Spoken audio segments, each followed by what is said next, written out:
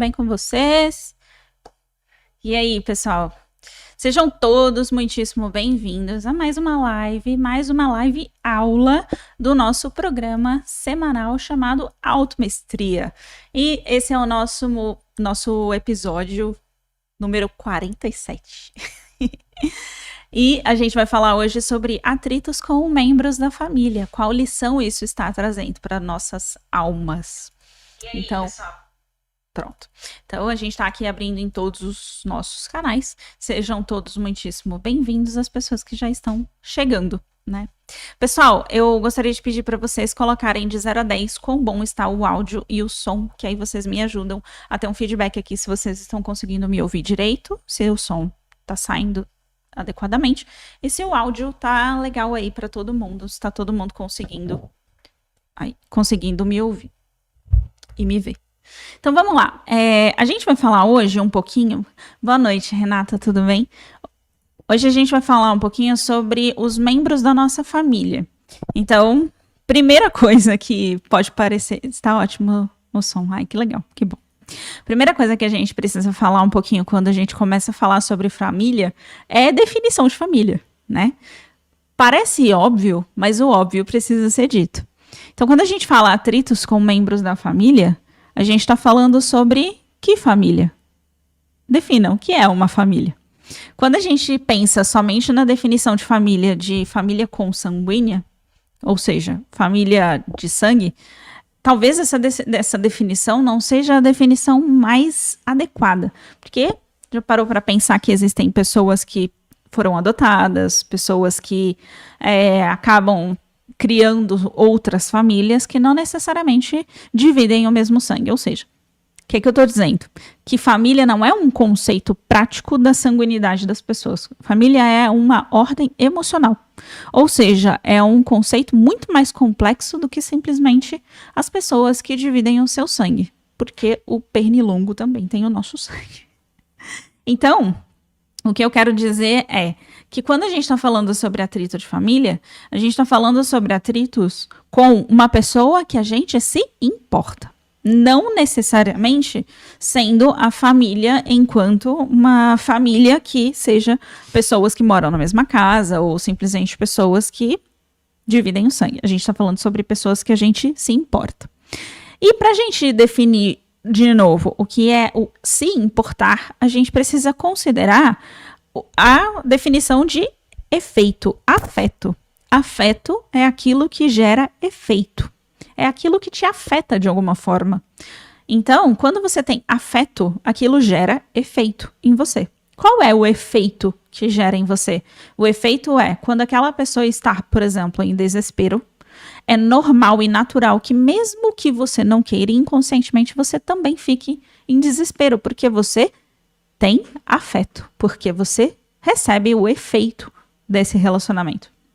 Então, quando você está falando com uma pessoa, que seja uma pessoa que na sua cabeça, emocionalmente, ainda que seja família de alma, ou que seja uma família que talvez seja propriamente a família sanguínea, ou que seja alguma outra ordem de família, às vezes até no trabalho a gente cria, né, esses clãs que a gente tem espiritualmente enquanto uma família, ou mesmo numa religião, enfim, qualquer que seja o lugar onde você esteja, e você esteja lidando com alguém que você se importa, que te gera efeito, aquela pessoa, os atritos daquela pessoa chegam no seu campo, entende? Então é por isso que os atritos com membros da família são atritos que são importantes, porque às vezes as pessoas entram nesse lugar de não, mas a minha família eu não me importo.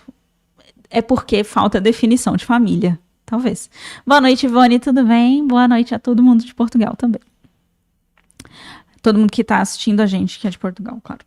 Então, quando a gente está falando sobre família, deixa eu só voltar aqui para o tablet que eu vou deixar alguns conceitos aqui. Oi, Dani, tudo bem com você? Então, aqui a gente vai começar a falar sobre diferentes conceitos de família, né? Deixa eu só tentar entender aqui, ó, onde é que está o limite do tablet, né? Então, tem a família sanguínea. Ficou ruim minha letra, né? Sanguínea. família de alma,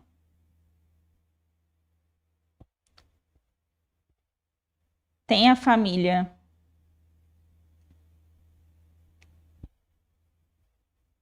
emocional, que é a família afetiva, que é você, seu marido, filhos, etc.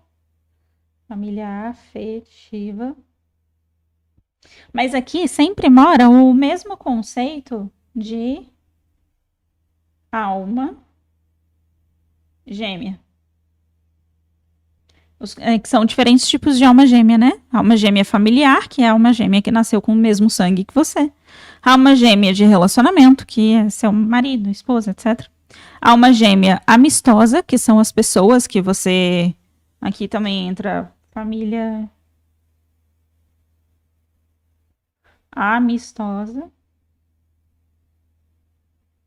que são seus amigos, aquela pessoa que você sente como uma alma gêmea. Existem alguns tipos de almas gêmeas, tá? Essas almas gêmeas, no geral, são aquelas que a sua alma se importa. Ou seja, afeto. Que nada mais é do que gerar efeito. Efeito em quem? No seu ego? Não. Lembra que a voz do ego, ela é uma voz autocentrada. O que isso quer dizer? Que a sua voz egóica só se importa com você, porque ele foi projetado para isso. Nós temos algumas vozes dentro da nossa cabeça, naturalmente. Dentro da nossa personalidade tem diferentes porções. Tem a porção sobrevivente, tem a porção egóica, que é a vaidosa, e tem a porção superior, que é a gentil, que é a porção da nossa alma, que é justamente essa que gera efeito. Então, quando a gente está lidando com questões de atritos de membros da nossa família, geralmente nós estamos lidando com aquilo que afeta diretamente na nossa alma. Por quê? Provavelmente nós estamos lidando com um conceito de alma gêmea em diferentes escalas, seja alma gêmea sanguínea, seja alma gêmea, que é a familiar, né? Seja alma gêmea amistosa, de relacionamento, diferentes tipos de almas gêmeas. Ou seja, a gente sente afeto por aquela pessoa. Oi, Dani. Oi, Marilete, tudo bem? Boa noite, boa noite. Oi, Bruna, boa noite. Oi, Maluzinha, tudo bem? Boa noite. Então, os atritos dos membros da família, eles são atritos que a gente compartilha, tá? Acontece um processo de espelhamento também, né? Que nada mais é do que quando uma pessoa... Eu vou tentar fazer da melhor forma que eu puder. Quando uma... mas eu botei uma carinha feliz aqui, eu vou ter que redesenhar, peraí. Aí foi quando uma pessoa não tá bem, por uma questão de espelhamento, você tende a não ficar bem. E aí, calma que eu já vou desenhar a parte mais importante desse desenho todo, que é aqui no plexo solar. Aqui, como se fosse um tubinho que liga vocês dois, que é o efeito. Então, basicamente, quando não quer dizer que você vai sentir em totalidade o que essa pessoa está sentindo. Mas é comum que quando uma pessoa que gera efeito, cujo você tem afeto, fica mal, você sente do outro lado, por uma questão de espelhamento, a energia daquela pessoa. Só que entra aqui um outro conceito, que é o conceito de salvador. Quando você está nesse lugar de querer ser o salvador, você sente por espelhamento, ou seja, nós estamos o tempo todo conscientes, ainda que inconsciente.